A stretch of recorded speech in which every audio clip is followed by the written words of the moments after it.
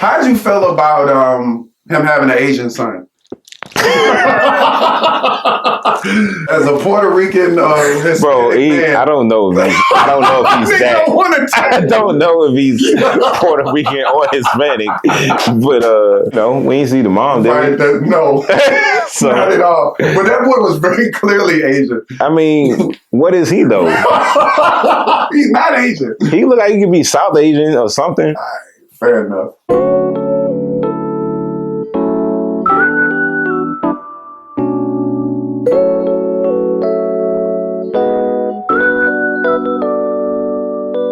What's going on, folks? Welcome back to Cinecism. I'm Eric. It's your boy Dante, man, and today we're going to be doing a review on Wonder Woman 1984. This is a sequel to that. It takes place in the 80s, as the title insinuates.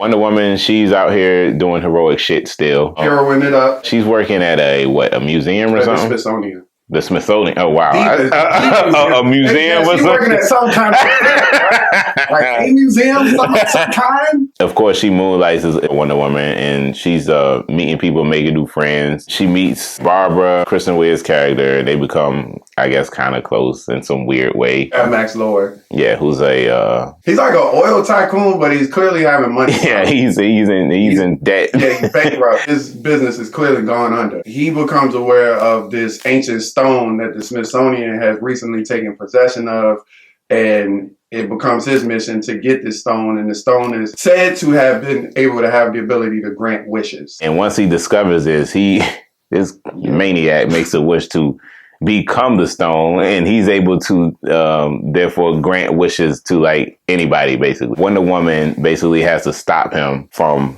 whatever the fuck he's trying. I don't quite know his goal. We'll talk more about that. Then you have Cheetah, who is like the secondary villain, who Barbara becomes later on in the movie. First, we got, of course, Diana, or aka Wonder Woman, played by Gal Gadot. She's still coping with the loss of her former love interest, Steve Trevor, played by Chris Pine. She's working at the Smithsonian. She's working a lot of. She's kind of more like a recluse. You know, she don't. Yeah, she don't have like much of a personal life. No, it's non-existent. I think that's kind of a defense mechanism because she's lost people close to her. So I guess as a way to cope with that, she's become distant from people. And then also, she's Wonder Woman. That's not common knowledge. Yeah. So she's also secretly being a superhero. So I think that's another reason why she don't want to get close to people. But she doesn't wear masks, so that doesn't help. Yeah, exactly. You instantly know. Wait, hey! Don't you work at the Smithsonian? Diana Gadot?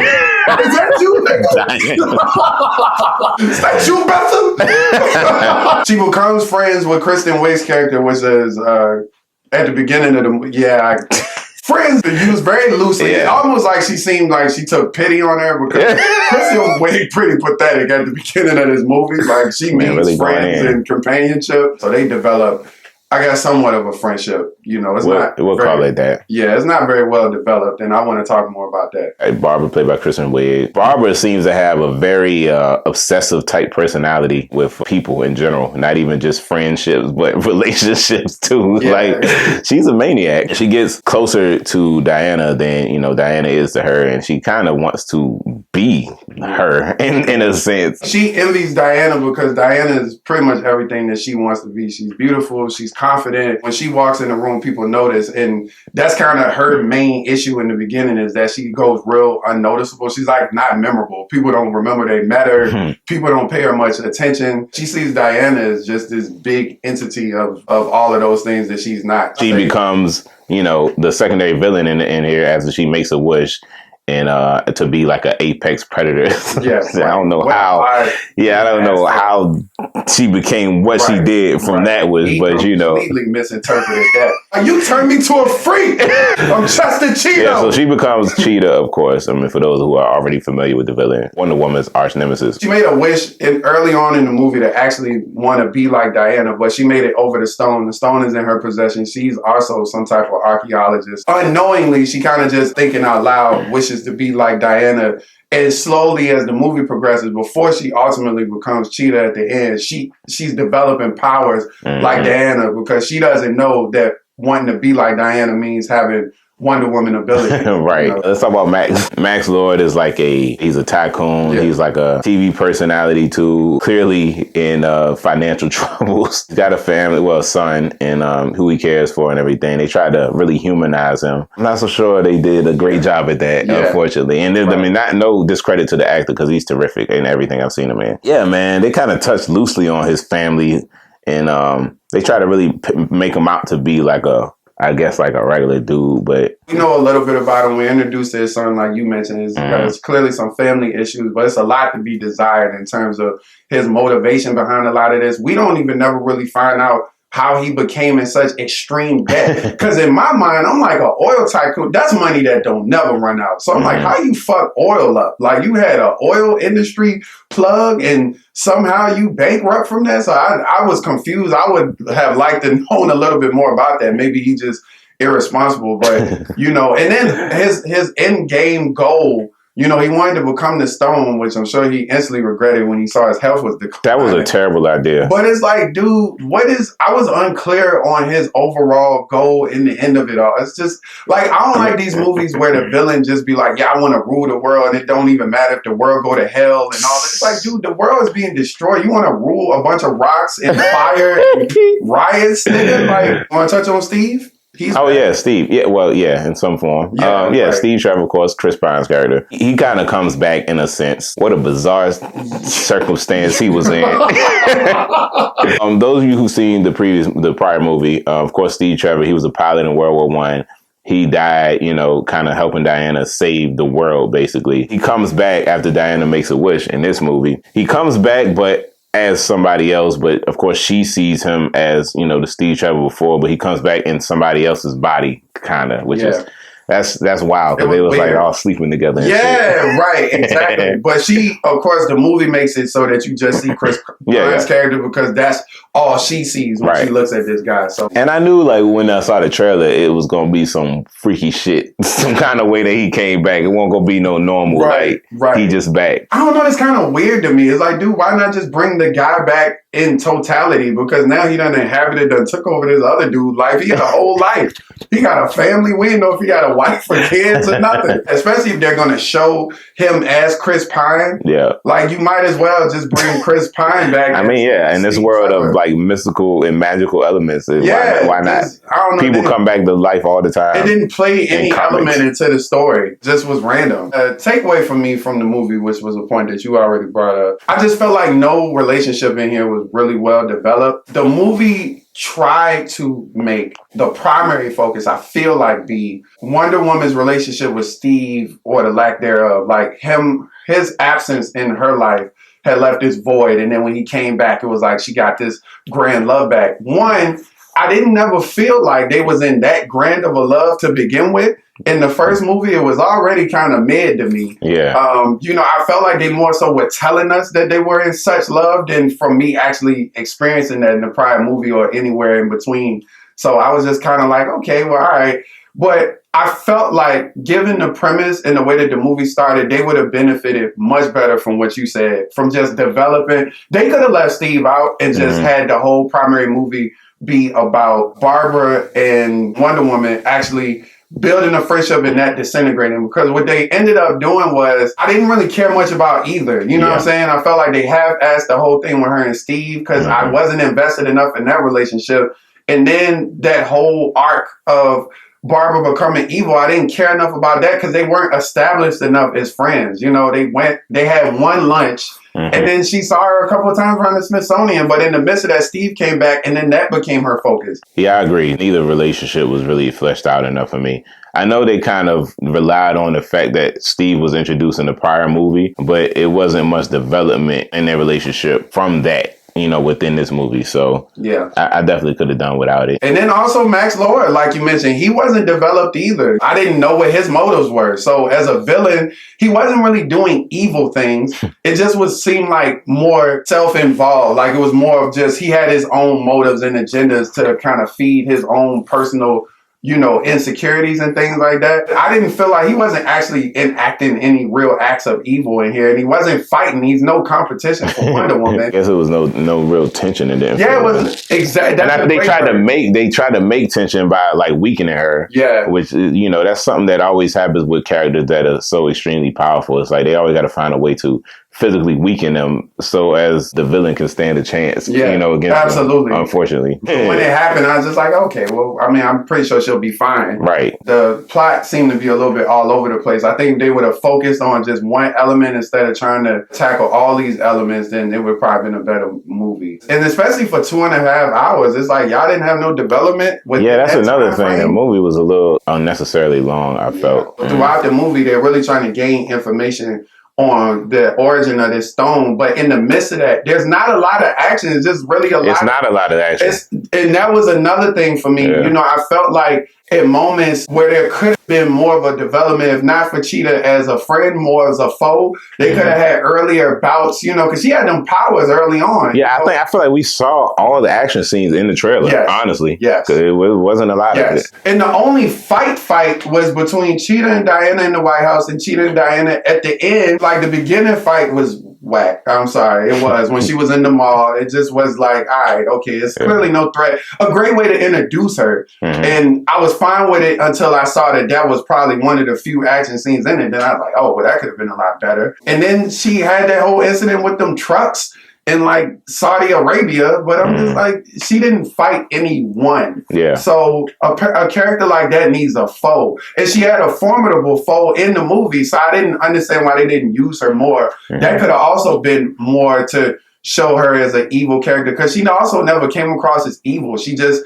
came across as somebody who didn't want to give up her wish and would be willing to fight for it. But she wasn't enacting no evil on people neither. And then they tried to make it seem like she lost it when she attacked that rapist dude, but I'm like, he deserved it. Fuck him. I like when a villain isn't like just inherently evil. Me too. But it only works if they have motivation that is like convincing. And you gotta also kind of go there in moments. I felt like she never went too far, across that line over into being a villain. How'd you feel about Cheetah? Like when she actually turned into Cheetah, what'd you think about her appearance? Or that fight? How'd you feel about that fight? It was whatever to me. Yeah. I don't know, man. I really wanted to like the action more than I did. I didn't feel anything. It was just, the shit was just happening. I think a part of that for me, I agree with you, and I think a part of that for me is the fact that we waited so long to get it, because she wasn't Cheetah until the absolute end of the movie. So you thinking that you waited this long, it's gonna be this real grand showdown. It really was. It was a brief fight. On top of everything else, it was probably like 10 minutes, maybe 15, maybe. I felt like that armor was underutilized. And the armor looked dope. Yeah. And one last thing I'll say is I guess is a takeaway con, whatever you want to call it. I felt like they didn't really lean into the 80s. Like 80s is a pivotal era. They have no 80s music. And I know sometimes that could come across as cheesy. Yeah. But I thought this movie could have probably benefited from it. It was colorful. They had the clothes. It's okay to throw in a few. They had like a shopping montage. Even if just for ironically you put in like an 80s hit there. It would have just been, if not anything, it would have been funny. If that's in the title, it'd be one thing if it was just Wonder Woman 2 and it just was set in the 80s. But it's Wonder Woman 1984, like, make us feel like we in the 80s, So anything positive you want to say about this? I think Gal is great. I'm gonna be honest with you, man. When she was originally cast as Wonder Woman, I was very apprehensive. Like I did not see it at all. I'm not going to say she is the ideal Wonder Woman, but I feel like she fills the role great. I think she does a good job. I think she looks great in the costume. And she's a surprisingly good actress. She really embodies that Wonder Woman character very well. I think she gets the character. She really exudes that strength and that power. And there's also this great femininity. She also seems regal because Diana is like royalty. I like Kristen Wiig in here, but I felt like her character just wasn't well written. Like, I'm a big fan of Kristen Wiig, and she's underrated as an actress. She can do dramatic roles. She has a wide range, and I was excited to see her play a villain because I've never really seen that from her. And I felt like they didn't utilize her acting ability to the best they could have, because she definitely got the range for it. I just think that the script didn't demand that type of performance. Oh boy, went for it. I just don't know who his character was. Like, I felt like he went as insane as he should have, but I just didn't understand what his motives were, so I didn't quite care. Yeah. How'd you feel about the effects? Yeah. Now that Okay. I'm not so sure about. And I thought it was just me, but now that you mention it, sometimes when she was wearing that suit, it was a little like, from the far away shots, it looked a little animated. Yeah. When she was having the little altercation with the trucks and shit, it was some parts that looked a little like green screeny in the back. I liked the whole shit when she was riding the lightning and when she kind of learned how to use her lasso to fly. Yeah. But I didn't like them holding on it so long because it looked so cheesy. Like, she was clearly not in the clouds. And it just, I was like, oh, they really holding on this shot. But I didn't really have too many of an issue with the effects. I didn't. No, it wasn't a lot of it. The lasso looked great. Like, the lasso always looks incredible. Yeah. They did a really good job with the design and the animation of the lasso, man. I agree. I tell you what else also was dope, man. The little nod to the old school Wonder Woman with the invisible jet shit. Yeah. I like how they incorporated that, man. That was dope. I agree. I didn't expect to see that. Me neither. I definitely did not expect to see that. That's right. You know, they did it in a very smart, clever way, though, because that was always like a cheesy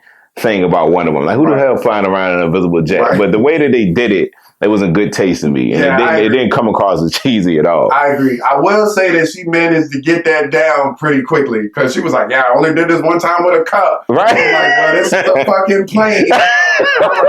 But instantly she did it. It wasn't even like an issue. Like, she just did it. It just was nothing.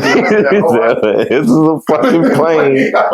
Last thing for me that I really appreciated was the little Linda Carter cameo at the end. After credits. Okay, the after credits scene. Who is she supposed to be? I don't know. You know how they do. She clearly had powers. Yeah, maybe she like an old Amazonian or something. Okay, that's kind of what I interpreted it as. I would like to have seen that in the actual movie, like some form of that. But I mean, I'm cool with it as an after credit. You mean with her being like a character in the movie? Well, maybe that scene in the actual movie somehow. Like they get to interact because she didn't get to interact with Diana. I thought that would have been kind of cool. All true. Overall, I thought Wonder Woman 1984 was okay. I didn't necessarily have a big problem with any particular character. The movie in its entirety could have been executed better. I thought the motivations of some of the characters could have been stronger. You know, it was okay. Of course, it wasn't better than the first one, but you know, it's a decent watch. I'm gonna give it a 6.5 out of 10 for me personally. I was looking forward to this movie. I was a little let down. It's not a horrible movie or anything. It's just,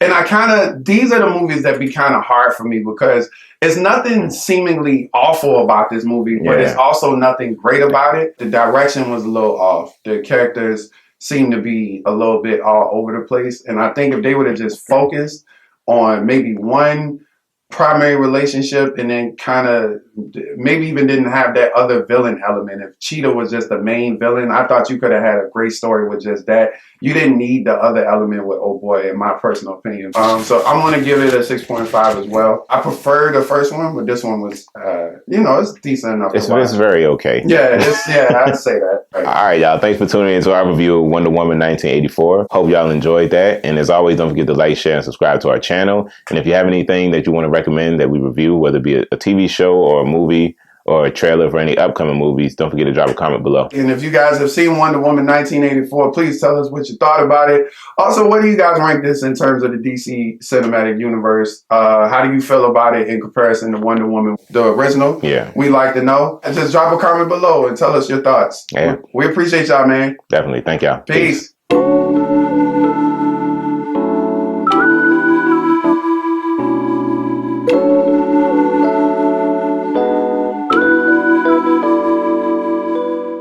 I was going to ask you, in terms of the DC movies in general, this wouldn't be a top 5 one, you don't think, right? Absolutely not. It's hard to say that because the bar's so I'm about to say, it might be. What else? I mean, you talking about... It ain't better than... You talking about in the current DC I ain't cinematic universe? Okay. If we count that, then it's out of there. Yeah, Shazam definitely was more entertaining. I mean, Aquaman was more entertaining. Yeah, I think Aquaman might have been better than this. Yeah. It's hard to... I didn't even love Aquaman. I didn't love it. Yeah. But, it was all right. Yeah, it's better than this, though. The first Wonder Woman, Justice League ain't better than this. Debatable, you think? I feel like Justice League might have had a clearer direction than this. Yeah, I'll go with that. Yeah, That might be debatable. It is. Yeah, I think I was still more entertained with Justice League in this movie. I probably would have to go with that. Yeah, I think you might be right. Definitely had more action. Yeah, so that's for damn sure. If nothing else. Oh, what about Birds of Prey? Oh. You know, I like Birds of Prey better than this. Yeah, I can say that for sure. Yeah, definitely. I definitely like Birds of Prey more than this. And Birds of Prey kind of like straight to the point. Yeah, like it's not a 2-hour movie. Mm-hmm. It's like what, like hour 40, hour 45 minutes maybe. It gets right to it. Yeah, I was more entertained by Birds of Prey. I'll be forgetting what movies. Suicide Squad, but that ain't nigga. Yeah, absolutely not. Yeah, I'll take Wonder Woman all day over that. I hate that. Yeah, I hate it, man. Then I hate them bubblehead niggas they was fighting like the putties. Yeah, like bro. Right.